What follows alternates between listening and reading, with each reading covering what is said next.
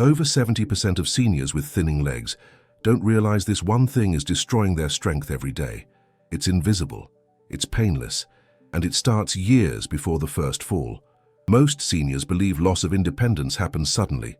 One bad fall, one hospital stay, one diagnosis that changes everything overnight. That's comforting, because it feels distant and out of your control. But the truth is far more unsettling. Independence is usually lost gradually, silently, through small physical declines that stack on top of each other over years. A little weakness here, a little instability there, until one day, getting up from a chair requires your hands, stairs feel intimidating, and your world slowly shrinks. That process often begins in the legs, long before anyone uses the word disability. There is a medical name for this process, and almost no one explains it clearly. It's called sarcopenia, and I want you to think of it not as muscle loss, but as a silent muscle leak. Your body doesn't lose muscle all at once. It drains it slowly, fiber by fiber, especially after the age of 60. You can be walking every day, eating what you believe is a healthy diet, and still be losing the very tissue that keeps you upright, balanced, and independent. I've seen patients shocked to learn this only after a fall, when the damage is already done. Here's where most advice completely fails you. You're told to stay active, maybe walk a little more, maybe stretch, maybe take a supplement, but no one explains the underlying math of aging muscle. Longevity physician Peter Attia uses a metaphor I find painfully accurate. Your muscle is like a retirement account. In your younger years, you were making deposits without thinking. Daily activity, natural strength, effortless recovery. After midlife, however, the withdrawals begin every single day. And unless you intentionally make deposits, your balance shrinks quietly, predictably, and relentlessly. Most people don't realize they're running low until the account is nearly empty. Now here's the part that should give you real hope. Muscle is one of the most reversible tissues in the human body.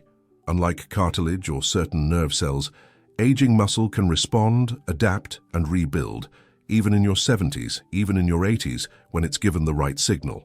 I've watched people regain strength, confidence, and stability far later in life than they were ever told was possible. The problem is not your age. The problem is that no one has shown you exactly what signals your aging muscles are starving for. So in this video, I'm not going to give you vague encouragement or generic advice. I'm going to show you the clear, visible signs in your legs that signal early muscle loss, explain the hidden biology driving those changes, and walk you through exact practical protocols you can use safely at home. This isn't about looking younger. It's about protecting your dignity, your mobility, and your independence, while the window for fast progress is still open. Before we go any further, tell me in the comments where you're watching from. I read every single one, and it helps me understand who I'm speaking to as we move forward together. For many older adults, the first place this silent decline appears is below the knee. Calves slowly narrow, ankles seem to fade, and pant legs that once fit comfortably begin to hang loose. These changes are almost always dismissed as normal aging or a minor shift in weight. In reality, they often represent one of the earliest visible signs that muscle tissue is quietly being lost. Long before a fall or a diagnosis, the body offers these subtle warnings, hoping they will be noticed. Beneath the surface, the problem is not simply inactivity. After 60, the body begins to lose fast-twitch muscle fibers, the ones responsible for balance, quick corrections, and ankle stability. At the same time, nerve signals weaken. When the brain no longer communicates clearly with muscle, those fibers stop fully activating and begin to shrink. The muscle is still there, but it is no longer being used properly. This is why calves can look smaller, even in people who walk regularly and feel generally active. I have watched this pattern repeat for decades. Someone notices socks slipping down more often, or a vague sense of instability on stairs without pain or injury.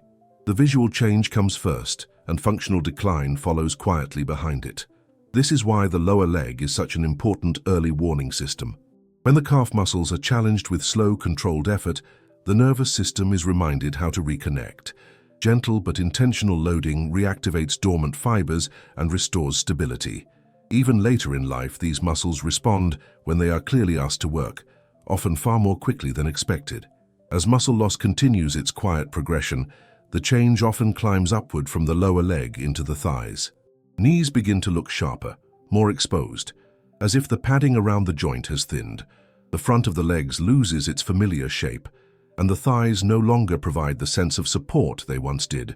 Many people instinctively associate this with joint wear or arthritis, because discomfort may appear around the knee at the same time, but the joint itself is often not the original problem. The thigh muscles, particularly the large muscles on the front of the leg, function as the body's natural shock absorbers. With each step, they slow the impact of gravity, stabilize the knee, and protect the joint surfaces from excessive strain. When these muscles shrink even slightly, that protective system weakens. The knee is forced to absorb forces it was never designed to handle alone. Over time, this leads to pain, stiffness, and a growing sense of instability that subtly changes how a person moves. What makes this stage especially dangerous is how it feeds on itself. As movement feels less secure, activity naturally becomes more cautious and limited. That reduction further accelerates muscle loss, tightening the cycle. The visual cue of bonier knees is often the first outward sign of this process, appearing well before significant disability. Yet the same muscles that are fading remain biologically capable of responding, even later in life, when they are given a clear reason to stay strong. If protecting your strength and independence matters, subscribe so you don't miss what keeps your legs strong. Another moment of confusion often appears when the scale refuses to move, yet the legs continue to look smaller and weaker. Weight remains stable, clothes still fit at the waist, and nothing dramatic seems to be changing. This creates a false sense of reassurance. The assumption is that muscle loss must always accompany visible weight loss, but aging biology does not work that cleanly. In many older bodies, muscle disappears quietly while body weight stays exactly the same. What replaces that lost muscle is not strength, but fat that seeps into the muscle tissue itself. This process, known as fat infiltration, changes the quality of muscle long before its size noticeably shrinks. On the outside, the leg may appear only slightly thinner. On the inside, the muscle has become weaker, less efficient, and slower to respond. Strength drops first, endurance follows, and fatigue appears earlier during ordinary activities that once felt effortless. This is why someone can weigh the same for years and yet feel increasingly drained after short walks or standing tasks. The engine is no longer made of solid working parts. It has been partially filled with material that adds weight but produces no power. The body gives little warning beyond subtle changes in stamina and leg shape. What makes this stage particularly important is timing. Muscle quality often declines before dramatic visual loss occurs, which means the window for improvement is still wide open. When aging muscle is properly stimulated, it can regain function even before it regains size, restoring strength sooner than most people expect. For decades, walking has been presented as the gold standard of healthy aging. It feels safe, familiar, and responsible. Many older adults walk faithfully every day and take pride in staying consistent. Yet despite this dedication, leg strength continues to fade, balance feels less reliable, and power quietly disappears. This disconnect is deeply frustrating because effort is clearly being made, but the results do not match the commitment. The reason lies in how aging muscle interprets physical signals. As we get older, muscle tissue becomes far less responsive to low-intensity movement. Walking keeps joints mobile, circulation flowing, and mood lifted, but it does not generate enough mechanical tension to tell aging muscle that it must rebuild. The biological switch that turns muscle growth on requires a stronger, more deliberate signal, one that challenges the fibers to contract with purpose. Without that signal, the body simply maintains what little remains and continues its slow withdrawal. This is why people who walk daily can still struggle with stairs, rising from chairs, or catching themselves during a misstep. Endurance is preserved, but power is not, and power is what prevents falls. I've seen older adults who logged thousands of steps each week, yet lacked the leg strength needed when it mattered most. Walking still plays a valuable role in overall health, but it was never designed to protect muscle on its own in later life. Strength, especially in aging legs, requires a different kind of message to the body, one that walking alone no longer provides. Another overlooked shift occurs at the dinner table, even among seniors who believe they are eating well. Protein intake often becomes concentrated late in the day, with lighter breakfasts and modest lunches, followed by a heavier evening meal. On the surface, this seems reasonable. Over the course of the day, enough protein is consumed, so the assumption is that the muscles will take what they need. Aging muscle, however, no longer responds to nutrition the way it once did. With age, muscle tissue develops what is known as anabolic resistance. This means it requires a stronger and more precisely timed protein signal to activate repair and rebuilding. Smaller amounts spread thinly across the day may never reach the threshold needed to stimulate muscle protein synthesis.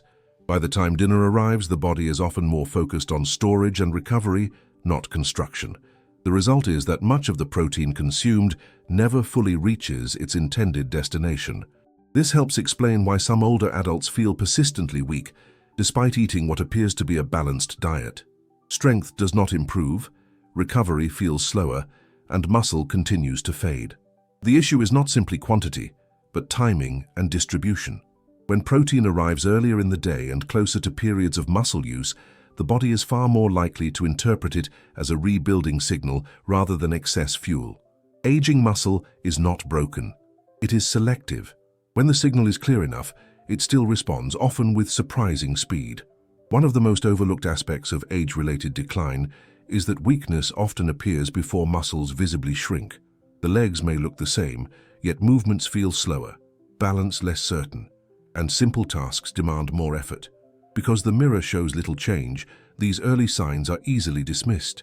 The cause is not the muscle itself at first, but the connection between the brain and the muscle.